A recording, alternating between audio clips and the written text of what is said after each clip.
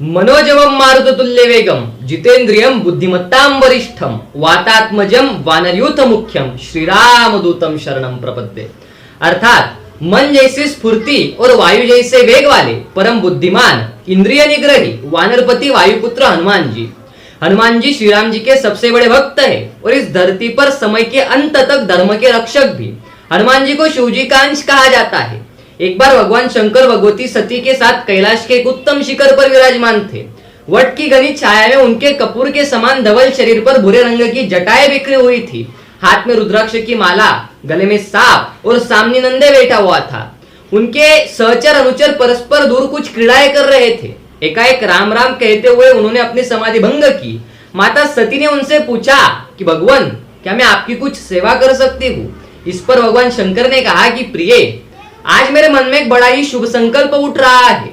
मैं जिनका निरंतर ध्यान किया करता हूँ, जिनके वास्तविक स्वरूप का स्मरण करके मैं समाधिस्थ हो जाता हूँ, वे मेरे प्रभु, वे मेरे परमात्मा इस धरती पर अवतार ग्रहण करने वाले हैं। मैं सोच रहा हूँ कि क्यों ना मैं उनकी सेवा करने के लिए चला जाऊं। ये बात सुनने के बाद माता सती के मन में दो तरह के भाव उठ रहे थे। एक तो यह कि मेरे पति की अभिलाषा पूर्ण होनी चाहिए और दूसरा यह कि मुझसे उनका वियोग न हो ना हो। भगवान शंकर को माता सती के मन की बात पता चल गई थी। इस पर भगवान शंकर हंसते हंसते बोले कि प्रिय, इसमें वियोग की तो कोई बात ही नहीं है। मैं एक रूप से अवतीर्ण होकर मेरे प्रभु की सेवा करूंगा और एक रूप से आपके साथ रहकर आपको उनकी लीलाएं दिखाऊंगा। और इसी तरह वानरराज केसरी और माता अंजनी, इनके घर जन्म हुआ वायुपुत्र हनुमान जी का। हनुमान जी बचपन में बहुत ज्यादा शरारत किया करते थे, साधु संतों को भी परेशान किया करते थे, बहुत मस्ती करते थे, लेकिन उनकी भक्ति राम जी के प्रति बहुत दृढ़ थी। राम जी के प्रति हनुमान जी की अपार विश्वास, श्रद्धा, साहस और सम्मान के प्रति समर्पण अतुल्य था। गोस्वामी तुलसीदास जी ने सुंदरकांड में हनुमान जी का वर्णन करते हुए उन्हें सकल गुण निधान कहा है। पवन पुत्र अपने कई गुणों के कारण प्रभु श्री राम को अत्यंत प्रिय रहे हैं। तमाम बाधाओं को पार कर लंका पहुंचना, लंका पहुंचने के बाद माता सीता को अपने रामदूत होने का विश्वास दिलाना और बाद में लंका को जलाकर भस्म कर देना, ये सारी चीजें हनुमान जी की वीरता, साहस तथा प्रभावी संप्रेषण का बखान करती। जैसा कि आपको पता ही होगा कि एक बार हनुमान जी का सामना सुरसा नामक राक्षसी से हुआ। सुरसा समुद्र के ऊपर आने जाने वाले प्राणियों तथा पक्षियों को खाने के लिए कुख्यात थी।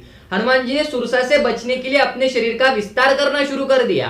प्रत्युत्तर में सुरसा ने भी अपना मुख और बड़ा कर दिया और उसके बाद हनुमान जी सुरसा के मुख से होकर बाहर निकल आ गए और इसी बुद्धिमत्ता के कारण सुरसा हनुमान जी से संतुष्ट हुई और उसने हनुमान जी को जाने दिया। जब हनुमान जी माता जानकी की खोज में निकले और माता जानकी उन्हें लंका में मिल गई तो सुंदर कांड की तरह बहुत ही सुंदर शब्दों में उन्हें अपना परिचय दिया। वैसे देखा जाए तो हनुमान जी भगवान शंकर के अवतार है। पंच तत्वों में से एक पवन के बेटे हैं वो। माता अंजनी के लाडले पुत्र है। ब्रह्मा उनके गुरु है।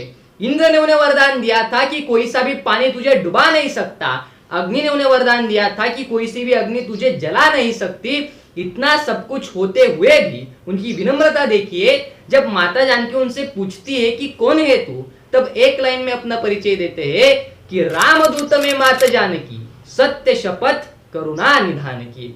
मतलब ऐसे थे हमारे हनुमान जी। तब माता जानकी रो पड़ी और माता जानकी ने हनुमान जी से कहा कि पुत्र, हमें यहाँ से ले चलो। इस पर हनुमान जी कहते हैं कि माता, आप चाहे तो मैं आपको यहाँ से अभी इसी वक्त ले चल सकता हूँ, लेकिन मैं नहीं चाहता कि मैं रावण की तरह आपको यहाँ से लेके जाऊं, आपको यहाँ से चोरी से लेके जाऊं। मेरे प्रभु खुद यहाँ पर आएंगे, रावण से युद्ध करेंगे, रावण से लड़ेंगे, उससे विजयी होंगे और उसके बाद आपको यहाँ से आदर युक्त भाव से लेकर जाएंगे। और इन्हीं गुणों के बलबूते पर हनुमान जी को अष्ट सिद्धियां और 9 निधियों का दाता कहा जाता है। जब हनुमान जी माता सीता से मिलने के बाद प्रभु की तरफ लौटने ही वाले थे, तब हनुमान जी ने सोचा कि क्यों ना लंका के थोड़े से मजे लिए जाए और इसी कारणवश हनुमान जी ने अशोक वाटिका के सारे वृक्ष खदेड़ दिए, लंका के हजारों राक्षसों को धूल में मिला दिया, लंका में तहलका मचा दिया। और उसके बाद रावण के पुत्र मेघनाथ आए, उन्होंने हनुमान जी से युद्ध किया और युद्ध में उन्होंने ब्रह्मास्त्र का प्रयोग किया। हनुमान जी चाहते तो वे ब्रह्मास्त्र का तोड़ निकाल सकते थे क्योंकि उनके पास वरदान था, लेकिन वे नहीं चाहते थे कि उनकी वजह से ब्रह्मास्त्र का महत्व कम हो और इसी के कारण उन्होंने ब्रह्मास्त्र का प्रहार स्वीकार किया। संकट के समय वे अपना मनोबल बनाए रखते थे।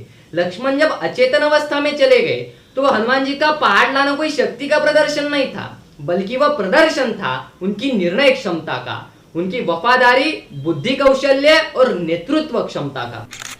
पूरी रामायण आप पढ़ लीजिए और रामायण पढ़ने के बाद अगर हनुमान जी की कार्य विशेषता आपको जाननी हो तो हनुमान चालीसा की सिर्फ एक लाइन में आपके सामने रखना चाहूंगा कि विद्यावान गुणी अति चातुर, राम काज करिबे को आतुर। अब कोई आतुरता बचती ही नहीं है। मैं सिर्फ और सिर्फ मेरे प्रभु का सेवक हूं और मैं मेरे प्रभु की